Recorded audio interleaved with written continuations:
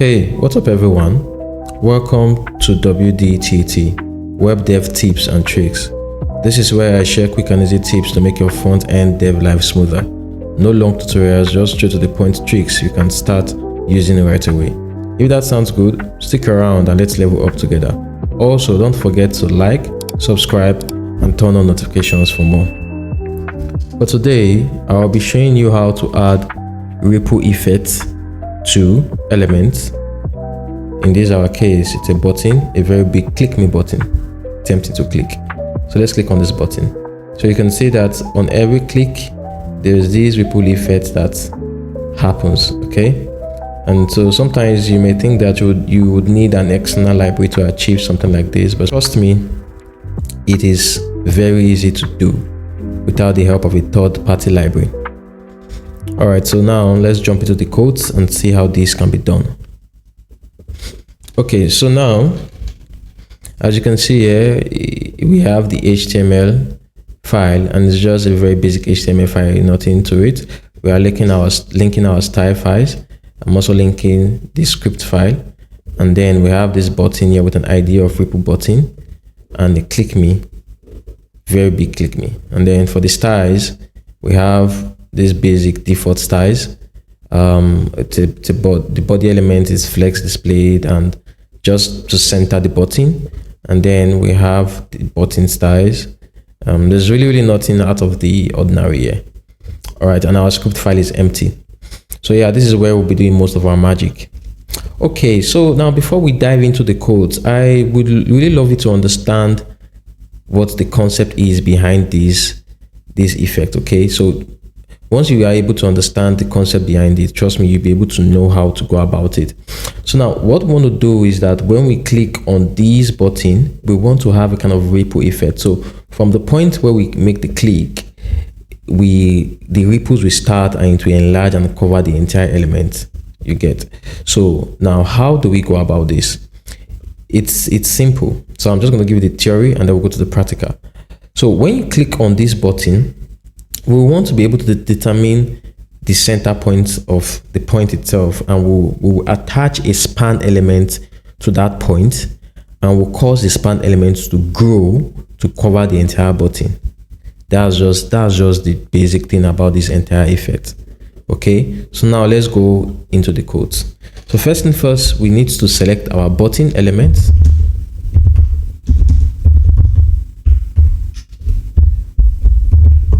So we use get element by ID.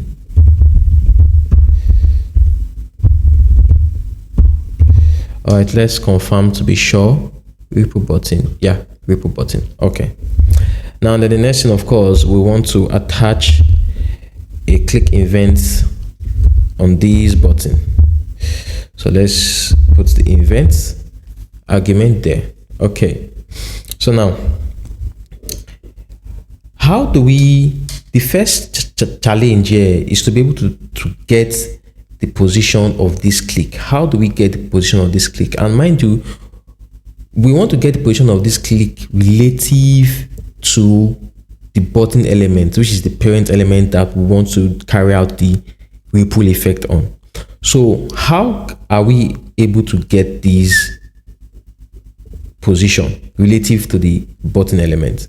Now, we can get that by using little subtraction. And first and foremost, we need to know the position of the element of the click, the position of the pointer when we click from the viewport. Okay, and the way we can do that is using the client X and client Y properties, which we can find in the event property of all pointer event. So all pointer event, from click event to mouse over, mouse on, and all those various pointer effect, they all have the client X and the client Y property. So let's do that now. We'll call this X position, and we'll say E dot client X, and then we'll say Y position, say E dot client Y. Now, so we can see what's happening, I'll be console logging this. Let's say X post Y post, sorry. this was a typo. All right, so let's open our dev tools. Let me put it at the bottom. Good. So now if we click, oh, sorry about that. If we click on this button, you will see that we are having these values here. So what do these values represent? These values represent the absolute position of these clicks. So the position of the pointer from the viewport, okay, it's absolute to the viewport, you get. So when I click on this point here, it's saying that, okay, it is position X and from the viewport, and position 310 from the viewport on the X axis, and position 198 on the Y axis from the viewport. But mind you, I told you that our target is to be able to get the click position relative to the elements, not relative to the viewport. So how do we do that? We'll just do simple subtraction. If we can get the position of the element related to the viewport, then we can subtract the position of the element related to the viewport from the position of the click related to the viewport. Okay, don't be confused. So if I can get this position here from, let's assume that I'm clicking on this C. So from here, from this C to this point, if I can also know the position from this start point of the button, the left to this point. So for me to be able to get from here to here, that's from this point here on the C to the left point of the button, all I have to do is just to subtract the button left from this guy relative to the viewport, and then I'll be able to get the distance here. Okay, like I told you, it's just very simple arithmetic, nothing complex. So how can I know the value of the X value of these elements to the viewports and the Y to the viewports?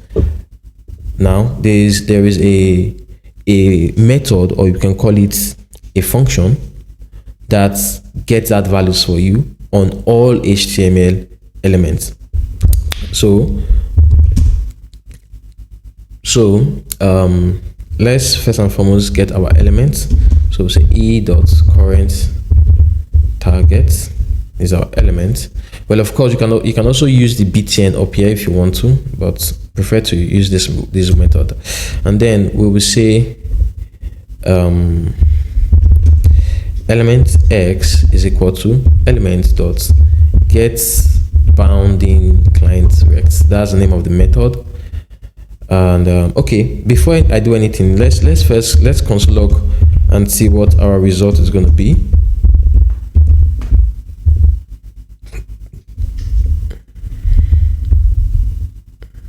All right, so let's say element x, element y. Okay, now if we click, so you see that, just forget these values for now. Let's just only look on this element. Remember, this element x is just the entire objects that this get bounding client rect method returns. So now you can see that this get bounding client rect returns various properties. We have bottom, height, left, right, top, width. So basically what get bounding client rect does is it gives you information about the rectangle, which is the elements. So that's what we mean by get bounding client rect. So it gives you the values of the boundaries of this element. So you can see we have bottom. Bottom is the value of the bottom of the element. How many pixels does it deviate from the document? Now for get bounding client rect gives you values relative to the document, not relative to the viewport. Okay, I will not be going too much into that because it can be a bit confusing. But yeah, you can have that at the back of your mind. So this button from the bottom of the document is 217 pixels away. Then the height of the button is 76 pixels. The left also is 282.6 from the left of the document. You get, so right, the same thing, top, same thing, and then the width of the button, and then x and y. So x and the left, y and the top, yeah, same value. So you can choose to use any of them, but for me, I prefer to use x and y just to make things uniform. So our element x will be dot, now be dot x, and here we say dot y.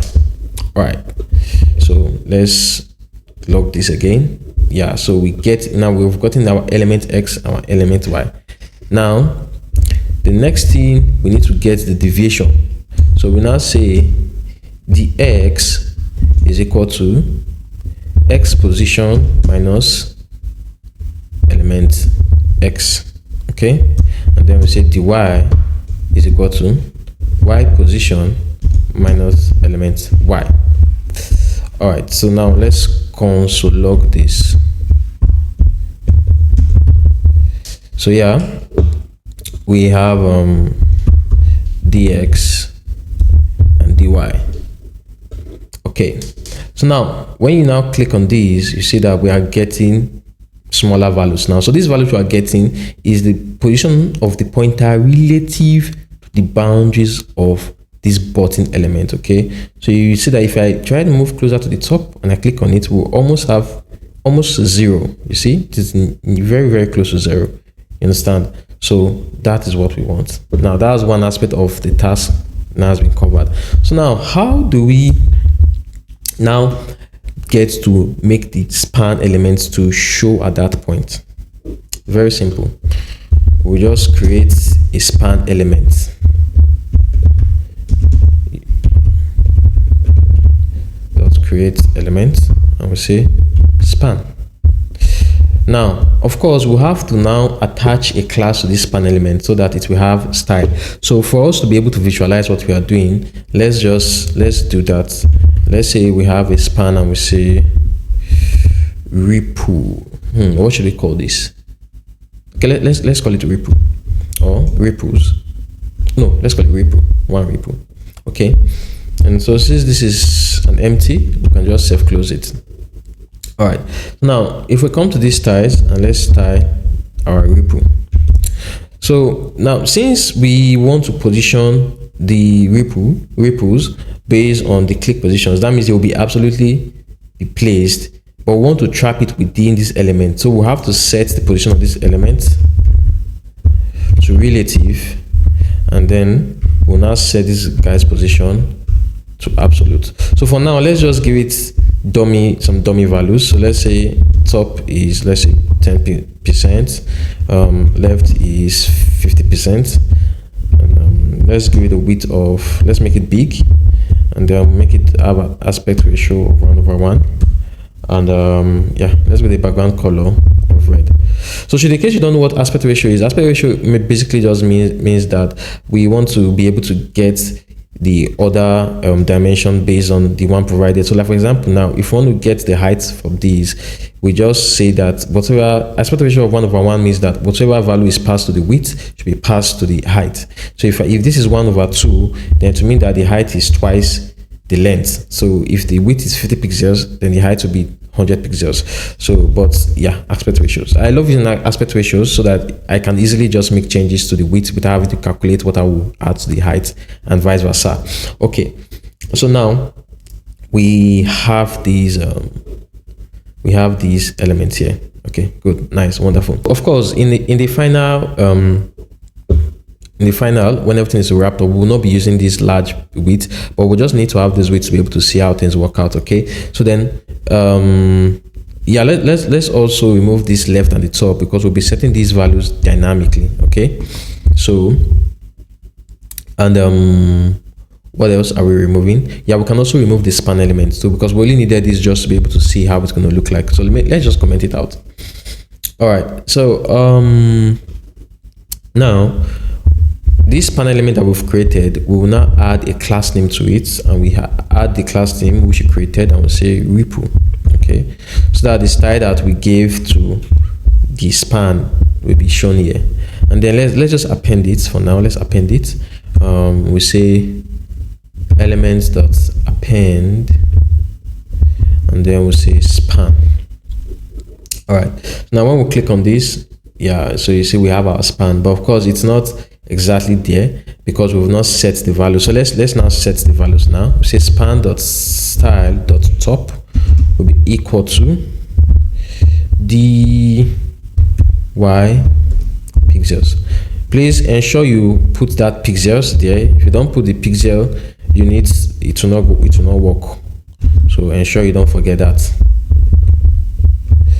Okay, let's change this to dx.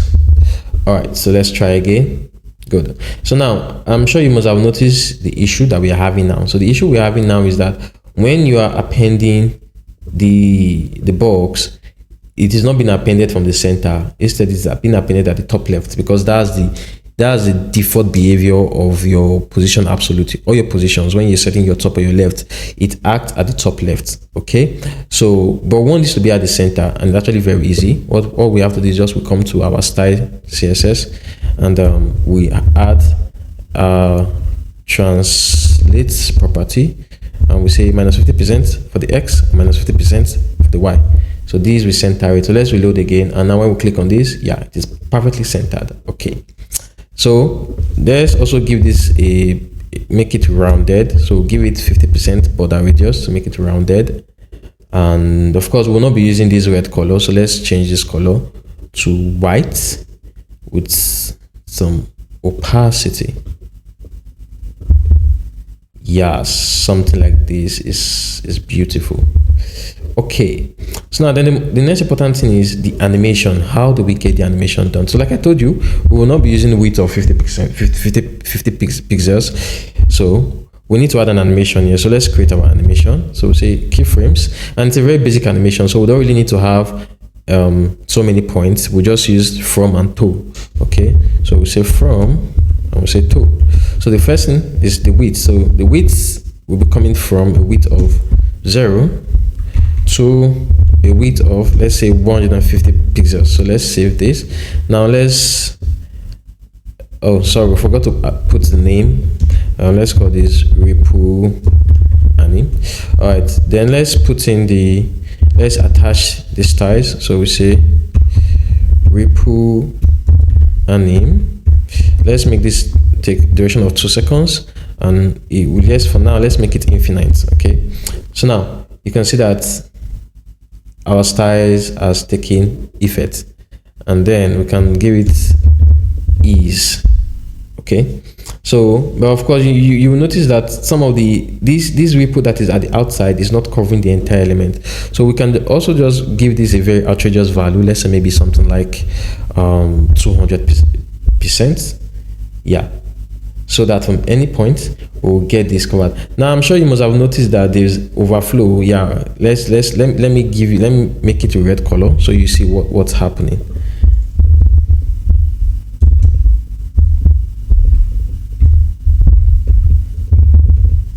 Yeah, so you can see there's overflow, and we don't want this overflow. So basically what we just do is we'll set overflow here to hidden. Yeah, that's all. All right, so now we can remove this. Okay, so now this is beautiful, but of course we only want this animation to happen once, so we'll restrict it here, and then we'll just give it remove the infinite and change it to 1, so that the animation happens once and it stops. All right, so but there's another thing again, another thing that we missed out, opacity. So we'll also add opacity so that it's going to really disappear, have that disappear feel. So it will be from an opacity of 1 to opacity of 0. Okay, so now, yeah, you see that's very lovely. Okay, let's increase this here. Okay, good. Now I know you might think that with this we're already done with the effect, but no, we are not done. So there's actually an issue, and you only get to see this issue when you open your dev tool. So let's assume that we click this button many times because we just love to click buttons, of course. Now if you open your dev tools, you can see that we have so many span elements here, and this is actually doesn't look nice. Does it affect performance? Well, I don't know if it affects performance, but I know it doesn't look nice. To be honest, it doesn't look nice. So what we need to do is we need to find a way to be able to remove all these span that we've added here, and it's actually very simple. So what we just need to do is that after we've appended the span, then we'll come and we set a timeout. And so since we know that our animation is take 2 seconds, we can set this timeout to expire in 2100 milliseconds. And then what we simply just do, we'll just say span.remove. So if you don't know what this remove method does, this remove method, when you call it on an element, it removes the element from the DOM. Okay, it removes it from the document, so it's no longer be there. So now if we save this and let's try again. So we click multiple times because we love clicking buttons that have click me. Now when you check, you see all of the spans, they have disappeared. Yeah, so this is just a simple way to achieve this effect. Like I told you, you don't need to have any fancy library to do these things. They are very easy and very simple to do. Thank you for sticking to the end of this video. I hope you find an opportunity to implement this trick. Please don't forget to like, subscribe, and turn on your notifications for more. Also, if you have any confusions, you can drop your confusions or your questions in the comment section, and I will attend to them when I see them. Thank you, and have a nice coding experience.